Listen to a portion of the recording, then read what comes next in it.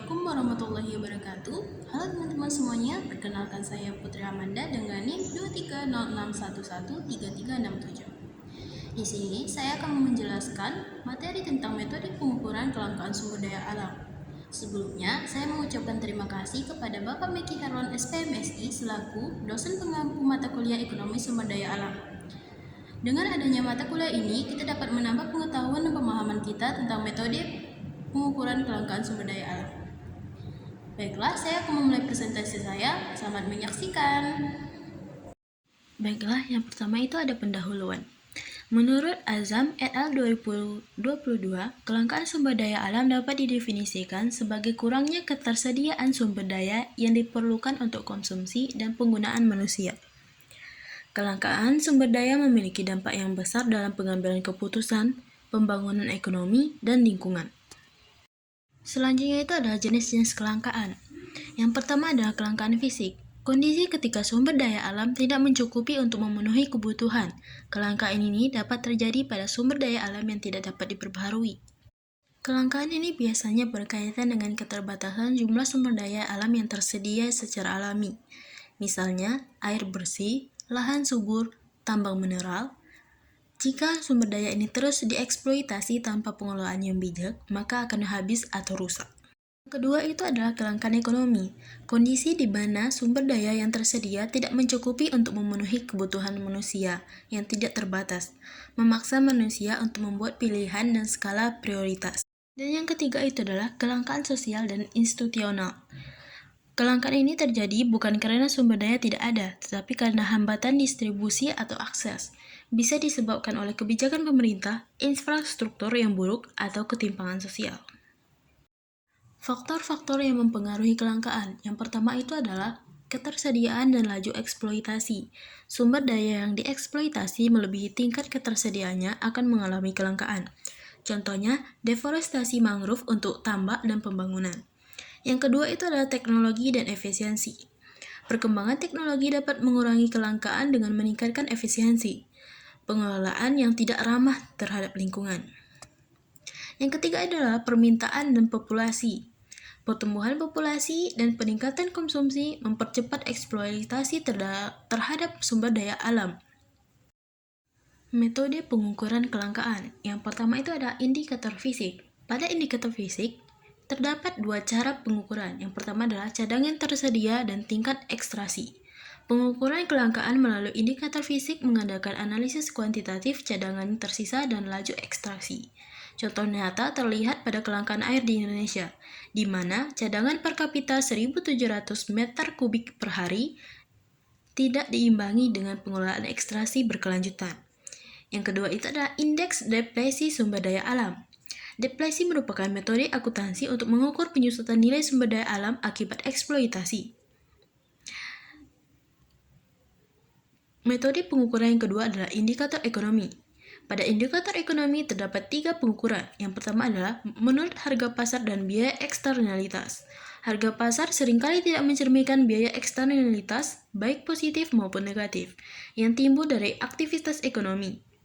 Eksternalitas negatif seperti pencemaran lingkungan dari industri, menciptakan biaya tambahan bagi masyarakat yang tidak dihitung dalam mekanisme pasar.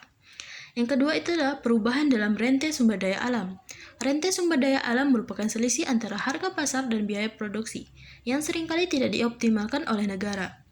Yang ketiga itu adalah indeks kelangkaan marginal. Indeks kelangkaan marginal menggambarkan tekanan terhadap sumber daya alam akibat kombinasi faktor stok terbatas, biaya ekstraksi, dan permintaan.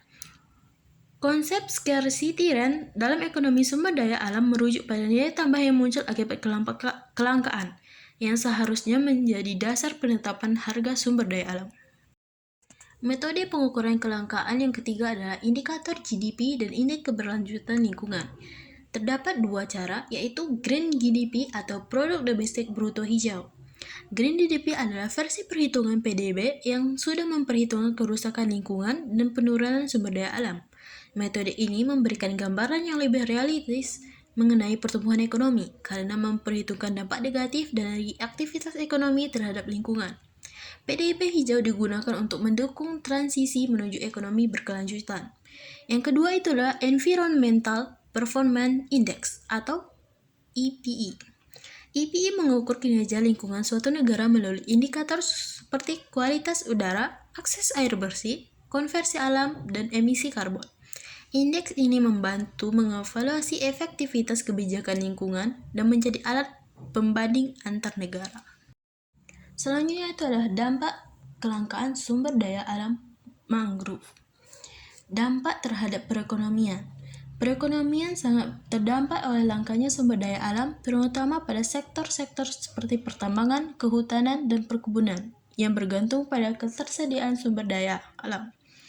Produktivitas sektor tersebut akan terdampak ketika cadangan sumber daya alam akan habis atau kualitasnya menurun yang disebabkan oleh adanya eksploitasi berlebihan.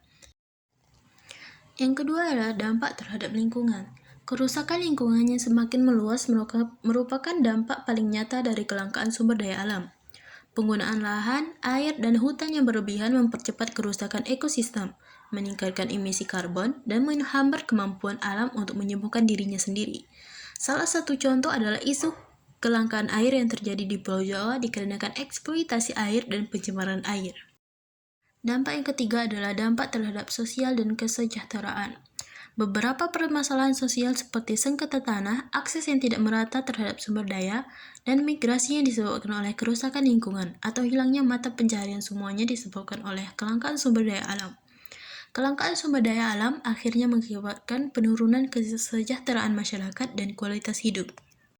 Selanjutnya itu adalah strategi mengatasi kelangkaan sumber daya alam. Yang pertama adalah pengelolaan berkelanjutan.